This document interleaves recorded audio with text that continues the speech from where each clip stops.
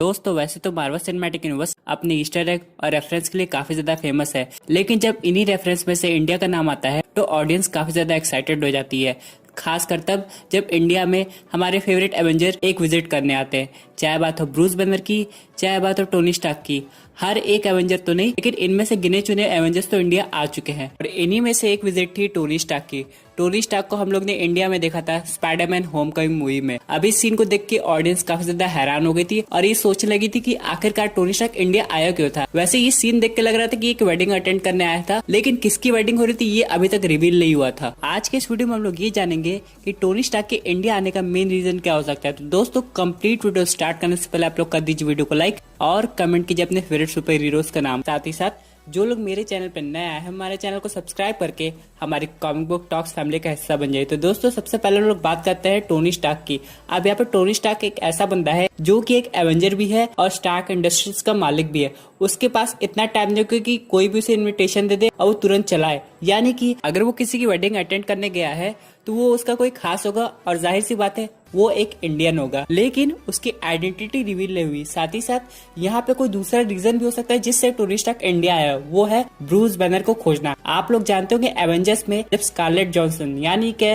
Natasha रोमानोफ Bruce banner को recruit करने आई थी तो वो इंडिया में था, इंडिया में भी कैलकाटा में। यहाँ पे नताशा उससे ये बोलती है कि तुमने हल्क को काफी अच्छी तरीके से कंट्रोल कर लिया है और यहाँ पे ब्रूस बैनर का आने का मकसद भी हो सकता है कि इंडिया में उसे एकदम शांति मिलती होगी और यहाँ पे कोई से डिस्टर्ब करने वाला नहीं होगा। इसलिए टोनी स्टार्क को ये लगा होगा कि एवेंजर्स एज ऑफ अल्ट्रॉन के इवेंट्स के बाद ब्रूस बैनर वापस से इंडिया आ गया ताकि वो हल्क की पर्सनालिटी को फिर से कंट्रोल कर पाए और उसे मौका तब मिला होगा जब उसे शादी का इन्विटेशन आया होगा। यहाँ पे टोनी स्टार्क को ये लगा होगा कि एक बार में दो काम कर लीजिए। पहली बात तो एक शादी अटेंड हो जाएगी, दूसरी बात मैं ब्रूस बैनर को पर्सनली खोज पाऊंगा और उसे एक्सप्लेन कर पाऊंगा।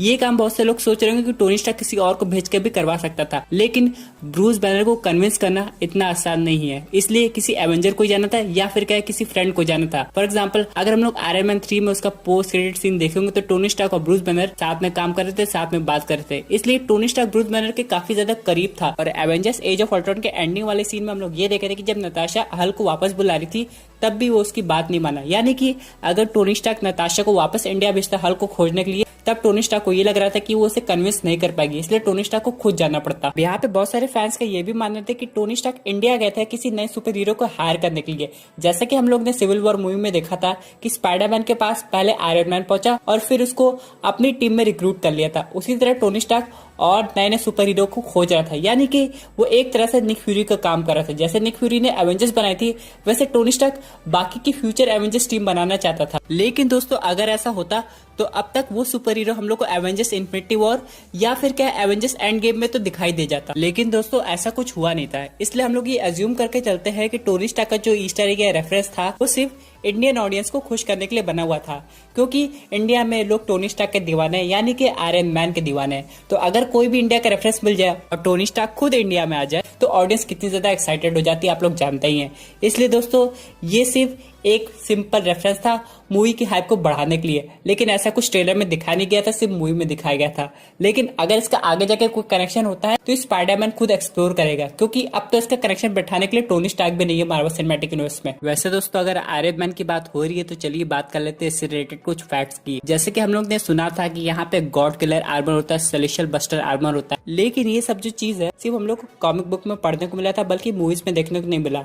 यहाँ तक कि ऑडियंस एवेंजर्स एंड गेम में थेनोस बस्टर आर्मर एक्सपेक्ट करी थी, लेकिन ऐसा कुछ नहीं हुआ। लेकिन दोस्तों मैं आपको बताना चाहता हूँ कि परेशान होने की कोई जरूरत नहीं, क्योंकि अभी भी आयरन मैन की तरह बाकी लोग ऐसे हैं जो कि ऐसा आर्मर बना सकते हैं। अगर सेपरेटली बात किया जाए तो मॉर्गन स्टार्क अभी भी मार्वल सिनेमैटिक यूनिवर्स में है, तो हो सकता है वो आयरन मैन से और अच्छा आर्मर बनाए। और अगर हम लोग किसी ऑल्टरनेट यूनिवर्स की बात करें तो वहाँ पे टोनी स्टार्क खुद ये सब आर्मर बना सकता है। फॉर एग्जाम्पल यहाँ पे हम लोग ने हल्क बस्टर आर्मर देखा था, लेकिन कभी भी थॉर बस्टर आर्मर नहीं देखा। बहुत लोग सोच रहे थे कि जो एवेंजर्स में फाइट हुई थी आयरन मैन और थॉर के बीच में, इसके बाद हम लोग को ऐसा आर्मर देखने को मिलेगा, लेकिन किसी ऑल्टरनेट रियलिटी में टोनी स्टार्क तो अब तक ये आर्मर बना भी चुका होगा और थॉर को कंट्रोल करने के लिए यूज भी कर चुका होगा। इन सबके अलावा यहाँ पे एक और इम्पोर्टेंट बात है, जैसे कि मैग्नेटो बस्टर आर्मर और फीनिक्स बस्टर आर्मर।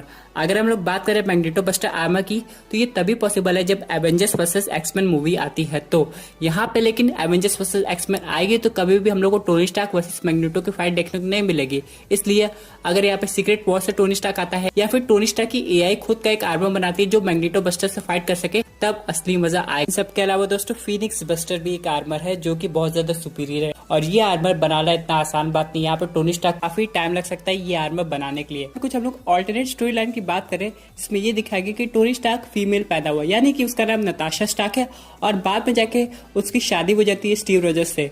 इन सबके अलावा दोस्तों यहाँ पे एक और चीज है कि टोनी स्टार्क ने कभी एसगार्डियन आर्मर नहीं बनाया है और ये तभी पॉसिबल होता जब टोनी स्टार्क थॉर के घर जाता। वो जो आर्मर टोनी स्टार्क बनाया था वो कम्प्लीटली उरू मेटल का बना हुआ था, जिस मेटल से थॉर का म्योल्निर बना हुआ है। तो ये आर्मर भी काफी ज्यादा कूल लगता अगर टोनी स्टार्क ऐसा कुछ बनाता। लेकिन दोस्तों अब ये सब कुछ पॉसिबल है, हम लोग आयरन मैन को और भी आर्मर्स देख सकते हैं और मल्टीवर्स में आयरन मैन की अलग अलग स्टोरी लाइन भी देख सकते हैं, क्योंकि दोस्तों बहुत जल्दी मार्वल सिनेमैटिक यूनिवर्स में एक ऐसा सुपर विलन आने वाला है जिसका सीधा कनेक्शन आयरन मैन से है, जो कि है कैंग द कॉन्करर। अब कैंग द कॉन्करर को अगर आप लोग जानते होंगे तो वो अलग अलग टाइमलाइन को कंट्रोल करता है, लेकिन उसे एक लोग हमेशा हरा देते हैं जो कि है एडनो स्टार्क, जो कि है टोनी स्टार्क का बेटा। लेकिन अगर हम लोग मार्वल सिनेमैटिक यूनिवर्स की करंट टाइमलाइन देखें तो टोनी स्टार्क का कोई बेटा नहीं है बल्कि मॉर्गन स्टार्क है। इसलिए अगर हम लोग को यहाँ पे एडनो स्टार्क दिखाई देगा तो हमेशा से एक ऑल्टरनेट टाइमलाइन का होगा। चलिए दोस्तों बात करते हैं अपने अगले अपडेट की, जो कि रिलेटेड है स्पाइडरमैन 3 मूवी से। अब यहाँ पे क्रेवन द हंटर की एक ओरिजिन पता चल रही है और ये भी पता चल रहा है कि उसको कैसे पावर्स मिलती है। अब यहाँ कहा जा रहा है कि क्रेवन द हंटर होगा वो बेसिकली बिलोंग करेगा वकांडा से और वो इतना पावरफुल इसलिए होगा क्योंकि उसने ब्लैक पैंथर की हार्ट शेप हब को कंज्यूम कर लिया होगा। आप लोग जानते हैं, अगर आप लोग ब्लैक पैंथर मूवी देखे होंगे कि अगर वो कोई हर्ब कंज्यूम कर लेता है तो वो कितना ज्यादा पावरफुल हो जाता है। जैसा कि आपने देखा होगा कि जब किल मॉर्गन ने ब्लैक पैंथर से फाइट जीत ली थी तो उसने उस हब को कंज्यूम किया था, बाद में जाके उस हब के गार्डन को ही हटा दिया था, यानी कि उसको डिस्ट्रॉय कर दिया था। लेकिन किसी तरह शूरी के पास एक और हब था और इसी पे बहुत से लोग सोच रहे होंगे कि वो लास्ट सुपर प्लांट था जो ब्लैक पैंथर ने कंज्यूम कर लिया था। लेकिन दोस्तों मैं आपको बताना चाहता हूँ वहां पे वो लोग फिर से उसकी प्लांटेशन करके ऐसे बहुत ढेर सारे बना सकते हैं। तो उसी में से एक क्रेवन द हंटर ने यूज कर लिया होगा और जैसे ये बात टचाला को पता लगी वो उसके पीछे गया होगा। लेकिन जब टचाला को पता लगा कि क्रेवन द हंटर इस हब को यूज करके स्पाइडरमैन को मारने वाला है, तब टचाला और ज्यादा सीरियस हो गया और स्पाइडरमैन की हेल्प करने चला गया। जैसे कि आप लोग देखे होंगे स्पाइडरमैन फार फ्रॉम होम के बाद पीटर पार्कर एकदम अकेला हो जाएगा, हो सकता है उसके सारे टेक्नोलॉजी इंक्लूडिंग टोनी स्टार्क का टेक भी हट जाए, तो टचाला कुछ समय के लिए उसे वकांडा ले आएगा उसे प्रोटेक्ट करने के लिए और यहाँ पे शूरी पीटर पार्कर की हेल्प करके उसके लिए एक नया स्पाइडरमैन सूट बना सकती है और हम लोग को एक तरह से शूरी और स्पाइडरमैन का टीम अप भी देखने को मिल सकता है इस मूवी में। लेकिन दोस्तों चाहे बात करें इस टीम अप की या फिर बात करें टचाला के केमियो की, ये सीन ज्यादा लंबा नहीं होगा क्योंकि पीटर पार्कर को लगेगा कि हो सकता है बाकी सुपर विलेंस उसको खोजते हुए वकांडा पे अटैक कर दे, इसलिए वो वहां से चला जाएगा और बाद में अपनी जर्नी खुद कंप्लीट करेगा। और दोस्तों इसी के साथ मैं आपसे एक और इम्पोर्टेंट बात शेयर करना चाह रहा हूँ कि अगर आपने स्पाइडरमैन फार फ्रॉम होम का एक फाइनल सीन देखा होगा जिसमें स्पाइडरमैन मिस्टीरियो से फाइट करता है फिर बाद में एडिट को अक्वायर कर लेता है, हो सकता है वो एडिट असली ना हो क्योंकि मिस्टीरियो के पास बहुत समय से एडिट थी, तो मिस्टीरियो उसकी एक रेप्लिका बना सकता है कि पीटर पार्कर को लगे कि एडिट उसके पास फाइनली आ गई है। लेकिन असल में ऐसा हुआ नहीं, क्योंकि अगर आप लोग सोच रहे कि मिस्टीरियो वापस आ सकता है तो इतनी आसानी से उसने एडिट पीटर पार्कर को दी क्यों, और आपने देखा होगा कि वो एडिट से क्या क्या कर सकता है। और फाइनली बहुत से लोग सोच रहे होंगे मिस्टीरियो को जब सब पता था कि ऐसा होने वाला है इसलिए उसने एक ऐसी वीडियो बना दी थी और जे जॉना जेमसन को भेज भी दिया था, यानी कि वो सब कुछ पहले से प्लान करके रखा हुआ था और अभी तक वो मरा नहीं है, यानी कि वो जिंदा है और एडिट भी उसके पास हो सकता है। और अगर ऐसा कुछ हुआ तो ये मूवी और ज्यादा इंटरेस्टिंग हो जाएगी। और अगर स्पाइडरमैन से रिलेटेड मैं एक और बात करूं तो स्पाइडरमैन की व्हाट इफ टीवी सीरीज आ रही है कि क्या हो अगर स्पाइडरमैन हॉकाई बन जाए। यहाँ पे सीन कुछ ऐसे होते हैं कि पीटर पार्कर के पास कोई भी स्पाइडरमैन वाली पावर्स नहीं रहती, वो एक नॉर्मल स्टूडेंट रहता है, लेकिन कैप्टन अमेरिका सिविल वॉर के इवेंट्स ऑलरेडी हो चुके होते हैं, इसलिए यहाँ पे टोनी स्टार्क की जगह उसे हॉकाई रिक्रूट करने आता है और बाद में जाकर उसको अच्छी खासी ट्रेनिंग देता है ताकि वो बो एंड एरो चला सके। इन सब के बाद वो टीम कैप की साइड से फाइट करता है। तो यहाँ पे एक और व्हाट इफ टीवी सीरीज दिखानी चाहिए जो ये दिखाए कि क्या हुआ अगर टचाला टोनी स्टार्क की जगह स्पाइडरमैन को रिक्रूट करे। वैसे दोस्तों एक बात तो है कि स्पाइडरमैन मूवी में स्पाइडरमैन की हेल्प करने के लिए कोई और सुपर हीरो भी रहेगा, चाहे वो कैप्टन मार्वल हो, चाहे वो ब्लैक पैंथर हो या फिर कोई म्यूटेंट जैसे कि डेडपूल।